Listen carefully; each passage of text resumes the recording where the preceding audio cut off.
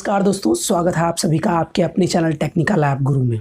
दोस्तों, आप सभी को पता होगा कि चीन का एक रॉकेट जो है वो पृथ्वी पर लौटता आ रहा है और उसी के बारे में आज हम इस वीडियो में बात करने वाले हैं और ये भी आपको बताने वाले हैं कि अमेरिका ने इसके बारे में क्या कहा है, साथ ही साथ चाइना ने क्या रिप्लाई दिया है।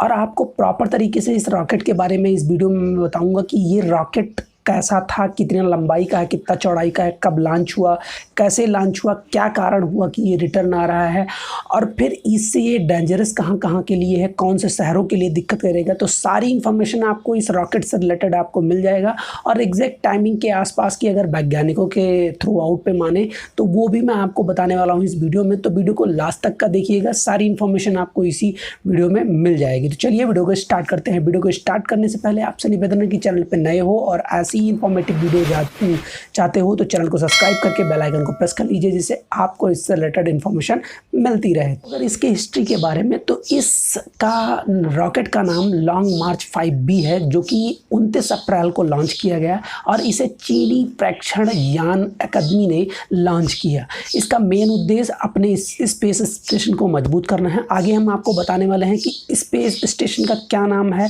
और किस तरह से डेवलप कर रहा है और कब तक इनका स्पेस स्टेशन तैयार हो जाएगा। बात करें अगर इसकी हाइट की तो ये करीब 203 फीट का है और अगर बात करें इसके व्यास का तो ये 16 फीट का है और अगर इसके वेट यानी द्रव्यमान की अगर बात करें तो 6,68,000 माफ़ कीजिएगा 6,87,000 kg का है और अगर बात करें इसके भार का तो 21 टन इसका भार है, यानी करीब 21,000 किलो का ये है। और ये जो प्रॉपर तरीके से ये रॉकेट बना हुआ है ये 3 सेगमेंट में बना हुआ है, यानी 3 चरणों में ये डिस्पैच होता है। उसके बाद में प्रॉपर तरीके से इसका काम होता है। आप डायरेक्टली वीडियो भी देख रहे होंगे इसके बारे में। तो ये थी इसके हिस्ट्री के बारे में। बात करें दोस्तों कि आखिर इसे क्यों लॉन्च किया गया था, तो इसका लॉन्च करने का बहुत पीछे से उद्देश्य है। इसका मेन उद्देश्य है चाइना अमेरिका को टक्कर देना चाह रहा है अपना एक स्पेस स्टेशन बनाने के बाद में। तो इस स्पेस स्टेशन का नाम कोर मॉड्यूल्स कैप्सूल कहा गया है, जिसमें 11 चरणों में ये अलग अलग मिसाइलों को भेजकर अपना स्पेस स्टेशन बनाएंगे। उसी का पार्ट ये जो लॉन्ग मार्च 5B मिसाइल थी ये था। अब इस बारे में अगर मैं बताऊं आपको तो ये जो सैटेलाइट आपका बनाई जाएगी ये पृथ्वी के निचली कक्षा से करीब 350 किलोमीटर पे रहेगी, जो कि वहीं से ही पूरा पृथ्वी के बारे में कवर आउट करेगी। जैसे कि अमेरिका की कंपनी नासा ने अपना एक स्पेस स्टेशन बना के प्रॉपर तरीके से पूरी दुनिया पर नज़र रखे हुई है, तो उसी प्रकार से चाइना भी ऐसा कुछ करना चाह रही है। बात करें दोस्तों अगर कि ये आखिर गिर क्यों रहा है, तो इसका कारण बताया वैज्ञानिक जोनाथन ने बताया है कि इतनी भी स्पेस एजेंसियां अभी तक का वर्ल्ड में हैं, वो स्पेस में जाने के लिए अपने स्पेस जो मिसाइलें होती हैं उसका जो भार होता है वो 10 टन से ज़्यादा नहीं रहते हैं। लेकिन चाइना ने जो ये मिसाइल बनाई थी इसे जल्दबाजी के चक्कर में बना के 21 टन के आसपास की बना दी थी, जिसके कारण ये खुद के वेट के कारण ही डिसबैलेंस हो गई। अब आप कहोगे अंतरिक्ष में कौन सा वेट होता है, तो वेट मतलब उसके जो द्रव्यमान होता है उससे है और उसी कारण से ये नीचे आ रही है। हालांकि वैज्ञानिकों ने ये भी बताया है कि अगर इसके एग्जैक्ट दिन की बात कर ली जाए, अभी तक का वैज्ञानिकों ने इसे यानी चाइना के वैज्ञानिकों ने प्रॉपर तरीके से बताया है कि 8 से 12 मई के बीच में कभी भी गिर सकता है। लेकिन आज की जो खबर है जिससे आप लोग को मैं बता रहने वाला हूँ उसमें आज की ही डेट में ये गिरने वाला है। हालांकि वैज्ञानिकों ने ये भी बताया है कि अगर इसके पार्टिकुलर डे के बारे में पता लग जाए तो 6 घंटे पहले बताया जा सकता है कि ये कहाँ पे गिरने वाला है। करें दोस्तों कि इससे पहले भी क्या कोई रॉकेट गया था?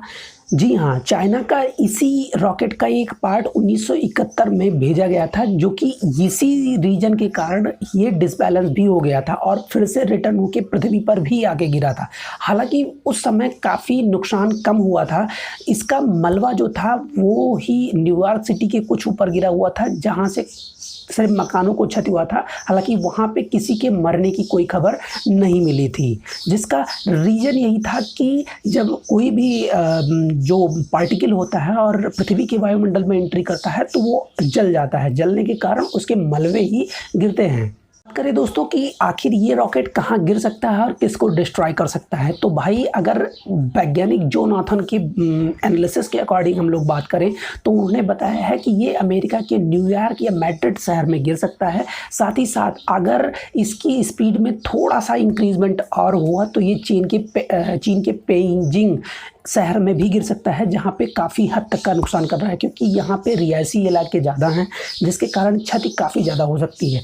लेकिन जिस हिसाब से इसकी स्पीड इंक्रीज हो रही है, ये भी कहा जा रहा है कि न्यूजीलैंड और चिली जैसे देश भी इसके कांटेक्ट में आ सकते हैं। हालांकि अगर इसे माने कि समुद्र में गिराने के लिए दोस्तों, तो ये ना के बराबर है, क्योंकि अभी इसके एग्जैक्ट डे के बारे में बात नहीं हो पा रही है जो कि कंफर्म बता सके कि एग्जैक्ट डेट को यही गिर जाएगा।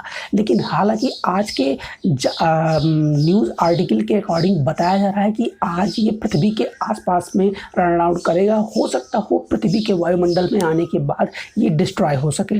तो इसका एक ही कारण बनेगा कि अमेरिका और चाइना इन दोनों शहर के ऊपर ही ये गिरेगा, क्योंकि इसकी वेलोसिटी में चेंजिंग नहीं होगी। क्योंकि जब पृथ्वी के वायुमंडल में कोई चीज़ एंट्री कर जाती है तो उसकी वेलोसिटी जो होती है वो सेम तरीके से हो जाती है और उसी स्थान पर गिरती है जैसे कि इंक्रीजमेंट रहता है। तो यानी पृथ्वी के वायुमंडल से पहले इसकी स्पीड जो रही होगी, अगर उसके बाद में पृथ्वी के वायुमंडल में अंदर आने के बाद ही वही रह जाती है, तो मान के चलिए कि ये चाइना और अमेरिका के शहरों पर गिरेगा। हालांकि आप लोग जानते हो कि चाइना के ऊपर अमेरिका काफ़ी ज़्यादा सख्त है अकॉर्डिंग टू 2019 कोरोना के बाद से। तो अगर चाइना का ये रॉकेट अमेरिका पर गिरता है तो काफ़ी कुछ देखने को मिलेगा, क्योंकि इस बार राष्ट्रपति काफ़ी ज़्यादा इनसे खफा हैं अमेरिका के। तो अब ये देखना है कि इनके ऊपर क्या कार्रवाई करती है। हालांकि उत्तर कोरिया भी इसमें इन्वॉल्वमेशन दी जा रही है। कहा जा रहा है कि उत्तर कोरिया ने साफ साफ चेतावनी दे दी है चीन को कि अगर उसके यहाँ के किसी भी शहर पर ये गिरता है तो वो परमाणु हमले के लिए तैयार रहेंगे।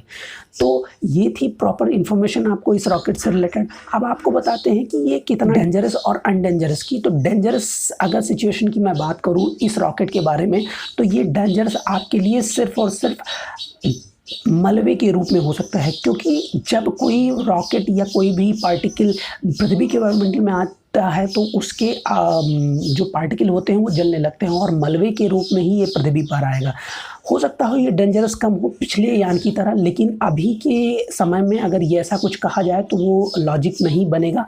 लेकिन ये है कि अगर ये मलबे में गिरता है तो काफ़ी कम नुकसान होगा, और अगर ये पार्टिकल डायरेक्टली रॉकेट के रूप में गिरता है तो काफ़ी ज़्यादा नुकसान होने वाला है। तो अब आपको क्या लगता है, ये रॉकेट आज की डेट में ही गिरने वाला है और ये श्योरिटी है कि 12 o'clock के बाद में ही आपके पृथ्वी पर ये रॉकेट इन्वॉल्व होगा। तो आपको क्या लगता है कि कौन से शहर पे गिर सकता है ये रॉकेट? अगर आपके पास कोई राय या सुझाव हो तो कमेंट बॉक्स में ज़रूर मेंशन कीजिए। साथ ही साथ ऐसी ही इन्फॉर्मेटिव वीडियो जानने के लिए चैनल को सब्सक्राइब करके बेल आइकन को प्रेस कर लीजिए। तो चलिए दोस्तों, मिलते हैं अगले वीडियो में, तब तक के लिए नमस्कार।